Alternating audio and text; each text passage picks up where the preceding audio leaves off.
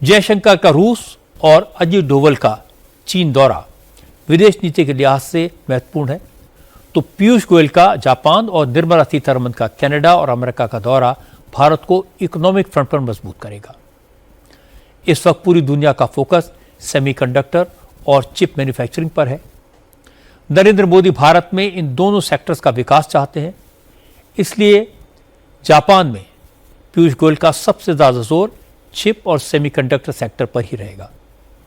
Piyush Goyal Japan के साथ manufacturing, semiconductor, clean energy, automotive, financial services, startup और स्टील सेक्टर पर बड़ी डील पर बात करेंगे। मोदी सरकार ने हाल ही में सेमिकॉन 2.0 के तहत $13 अरब से ज्यादा के सेमीकंडक्टर प्रोग्राम को मंजूरी दी है। मोदी देश में सेमीकंडक्टर का पूरा इकोसिस्टम तैयार करना चाहते हैं। सरकार चाहती है कि चिप डिजाइन से लेकर fabrication, advance packaging, speciality materials, equipment manufacturing सब कुछ भारत में हो।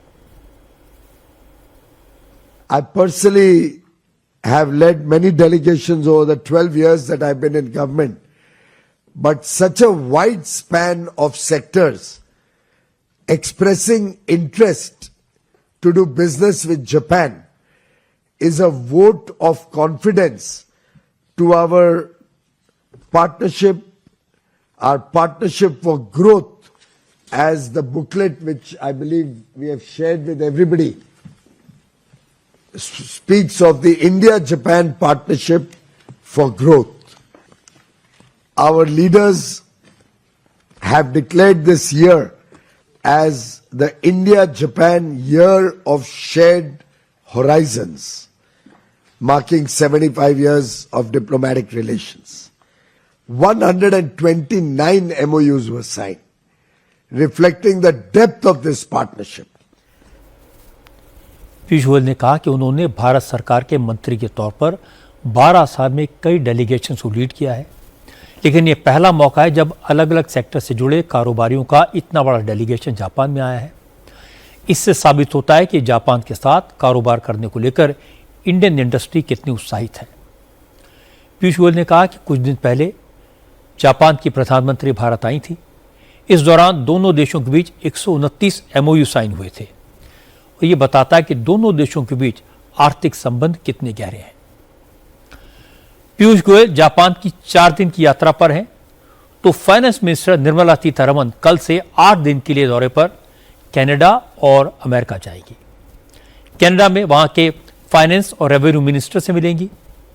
भारत और कनाडा के बीच हाल के महीनों में energy, critical minerals, technology, innovation और सप्लाई चेन में सहयोग की संभावनाओं पर बात हुई है।